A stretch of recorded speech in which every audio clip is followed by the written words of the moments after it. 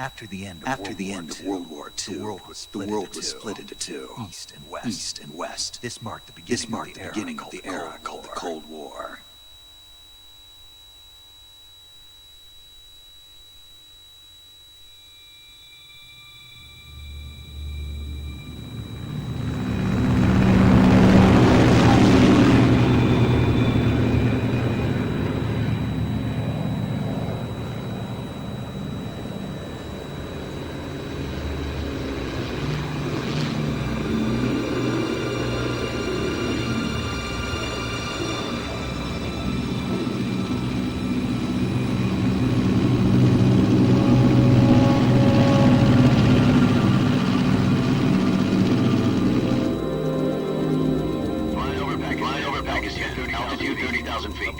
Approaching Soviet airspace. 20 minutes to drop off. Internal depressurization. Equipment check. All right. You ready to go? Drop zone still showing a high pressure mass. Cav okay. Good. Got high visibility.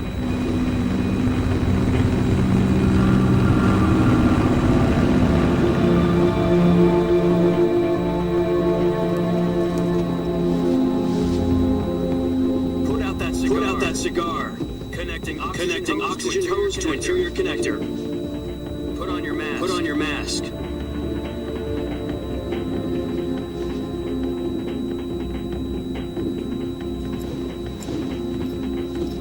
Does this panty waste know what he's doing? Approaching release point.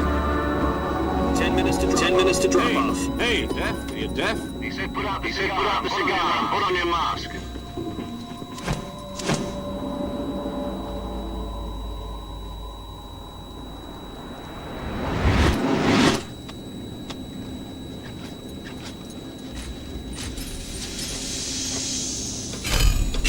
Depressurization complete. Checking oxygen supply. 6 minutes to drop off. Opening rear hatch.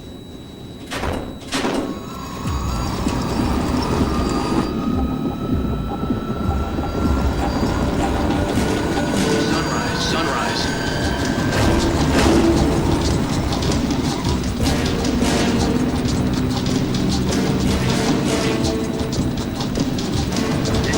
External temperature minus 46 degrees Celsius. 2 minutes to drop off. Stand up. You'll be falling at 130 miles per hour. Try not to get frostbite from the wind chill. 1 minute to drop off. Move to the rear. This is one for the history books. World's first halo jump. 10 seconds to drop off. Stand by. Status okay. All green. Prepare for drop off. Countdown. 5, 4, 3, 2, 1. Spread your wings and fly. God be with you.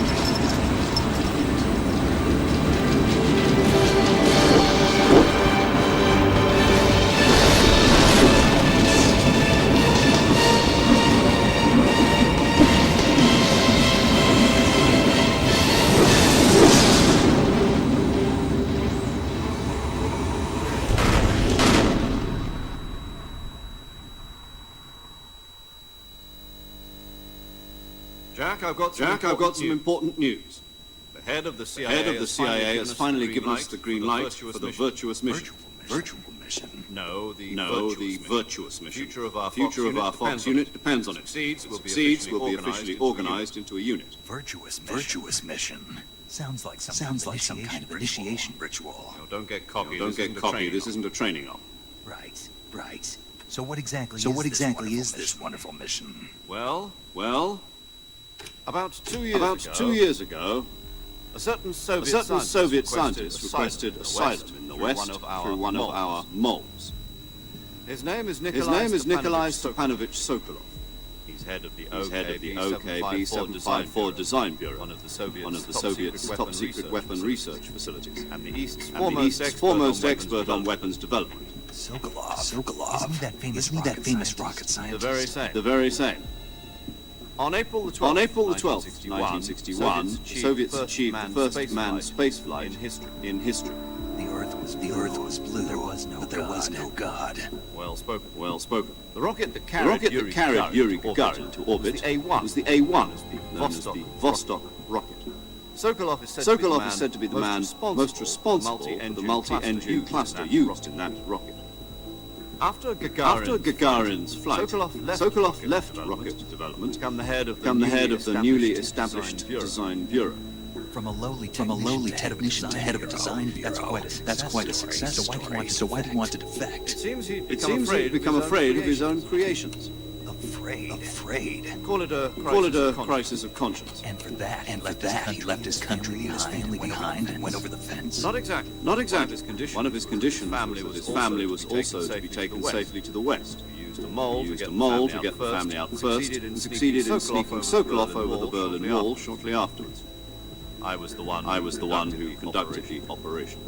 The security on the eastern side was still full of holes back then. Then what? We got Sokolov over in one piece. The whole ordeal that left him exhausted, and we checked him into a hospital in West Berlin. It took him 2 weeks and more than 600 miles to get from the research facility in the Soviet Union to Berlin. He was in no condition to say anything coherent. And it was only a week later that we had something much bigger on our hands. The Cuban Missile Crisis.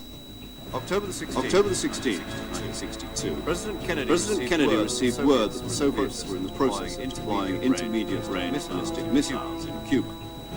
The President demanded that the Soviets dismantle and remove the missiles. At the same time, he announced a naval blockade to prevent further missile shipments from reaching Cuba.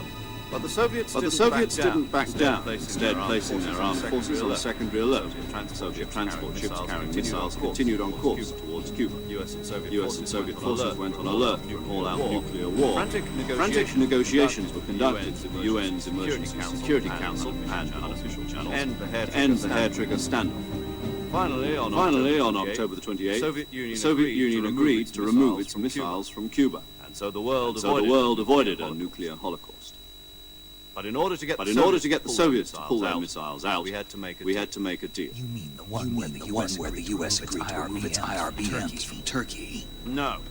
Jupiter IRBMs deployed in Turkey were obsolete. We were going to get rid of them anyway. They had no strategic value whatsoever to either the US or the Russians. The Turkey deal was a ruse, a cover story that was fed to the other intelligence agencies around the world. So what did the Russians really want? Sokolov. They wanted us to return Sokolov. You mean the Soviets pulled out of Cuba just to get their hands on Sokolov? That's right. What the hell was he working on? At the time, we had no idea. We were running out of time. It's either give up Sokolov or risk full-scale nuclear war. In the end, we had no choice. President Kennedy gave in to Khrushchev's demand. The next day, I got Sokolov out of the hospital, handing him over to agents on the eastern side. Sokolov kept on screaming, "Save me," until he disappeared from my sight. Then a month ago, we received some new information from one of our moles. About Sokolov? Yes. He was taken back to the research facility and forced to continue working on the weapon in question under KGB supervision. What's more, it's on the verge of completion. So what kind of weapon is it? Something to do with space rockets? No. Missiles. Same technology. I guess you're right. We don't know the details, but it appears to be a new kind of nuclear device. For half a year now, the Soviets have been conducting frequent nuclear tests at Semipalatinsk. Something to do with the weapon, I assume. We're talking about a secret weapon so big that Khrushchev was ready to pull out of Cuba to get it back. Is Sokolov still in the facility? No. According to our intelligence, he's in Selino Yas, place in the mountains about 3 miles to the west that's known as the Virgin Cliffs. The Virgin Cliffs. Nice name for a virtuous mission. They moved him there just recently. Why? Apparently, they're conducting a field test of the weapon. It's our best chance to get him back. This mission would never have been possible if he was still in the research facility.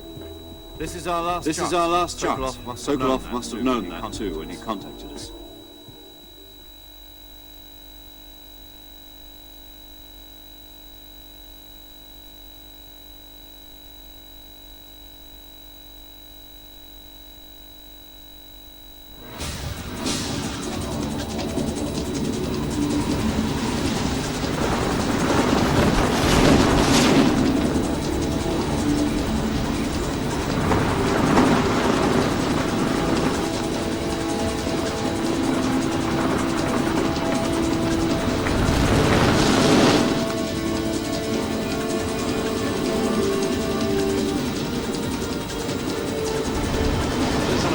Listen up, Jack. Your mission is to infiltrate Selino Yask in the Soviet mountains, ensure the safety of Sokolov, and bring him back to the west.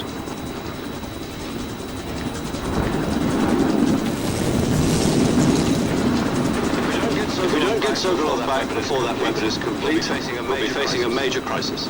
The clock is ticking.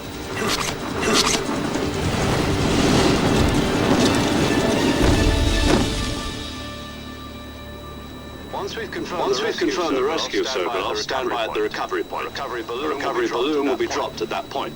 Helium will be pumped into the balloon to inflate it. The process takes about 20 minutes. Once it's complete, the gunship's arm will latch onto the balloon and pull it up. The full surface-to-air recovery system. I'm familiar with the theory. Take it easy. It's been combat proof. Do you think Sokolov is up to it? The shock will be less than during a parachute jump, and the arm can handle up to 500 pounds. So you're planning on going over the border in a single combat Talon? She's equipped with two 6-barrel 20mm Vulcan cannons, as well as two 40mm machine guns. Sounds like she could hold her own against a battalion of tanks. Even with the fuel in the reserve tank, we're facing a 4-hour time limit. If all goes well, it shouldn't take more than a few hours. Home in time for dinner. But if anything goes wrong, you'll be eating dinner, breakfast, and all the rest of your meals in the jungle.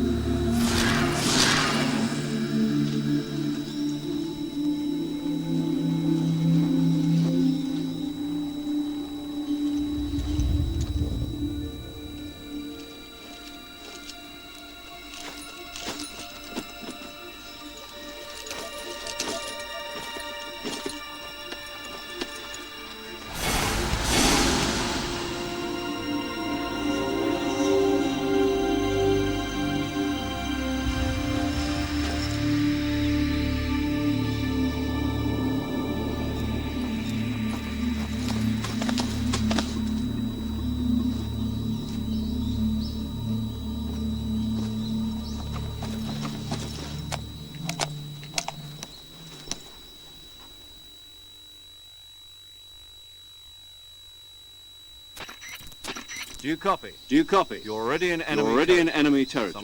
Somebody might be listening in. From here on out, we'll be using code names to refer to each other. Your code name for this mission will be Naked Snake. I'll be referring to you as Snake from now on. You're not to mention your real name. Snake. What, you don't like snakes? What do you mean? You've eaten one before, haven't you? Survival training. I'm glad to hear that. I don't know if I'd ever order one at a restaurant. Be careful. You might not have a choice. What about you, Major? What should I call you? Let's see. I'll be Tom. Call me Major Tom. This will be a sneaking mission. You must not be seen by the enemy. Leave no trace of your presence. Is that clear? This kind of infiltration is the Fox unit's speciality. In other words, weapons and equipment to procure on site. That goes for food as well. Completely naked, just as your name implies. Great. Now I see why you asked me if I liked snakes. I suppose calling me Snake was your idea of a joke too. No. There's a good reason for that. I'll tell you later when the time is right. Gotcha. Getting back to the subject. How exactly am I supposed to feed myself? You've been issued a knife and a tranquilizer. Use them to hunt for food. You'll also find some medical supplies in your backpack. Yeah. About the backpack. I'd lost it in a tree on the way down. I see. I see. Well, better go back and better get it. go back and get it then. You know where it is? You know where it is? No problem. No problem. I can see it from here. I can see it from here. It's stuck on a branch. Stuck on a branch.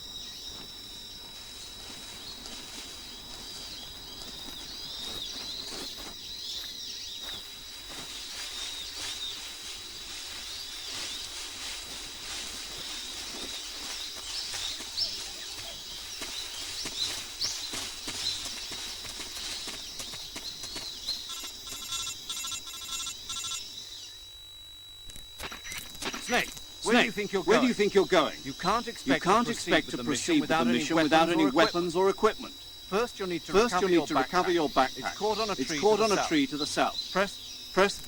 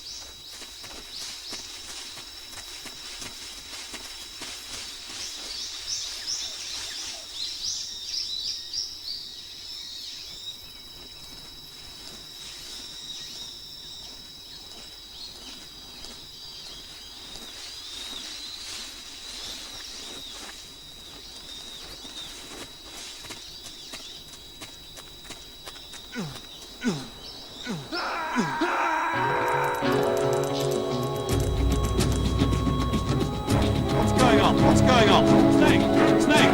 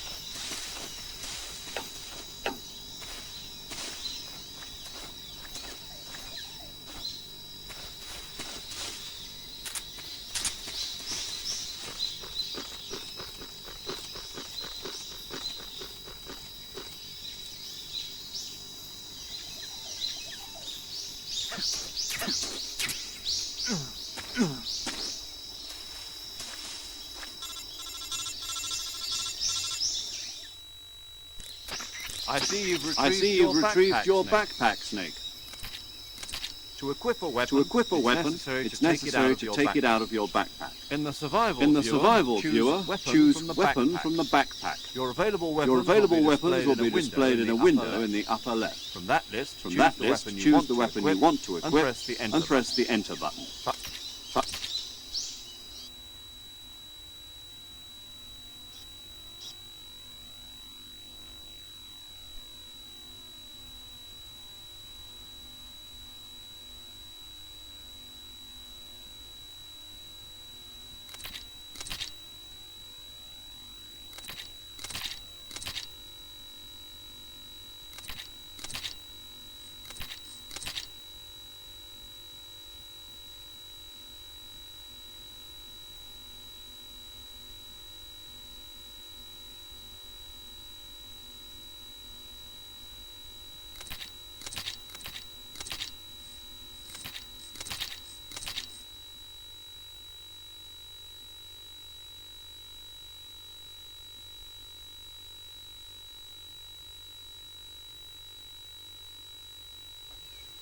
Snake, try to remember some of the basics of CQC.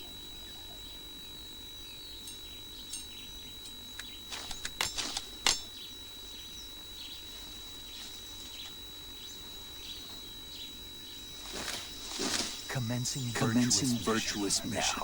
Now.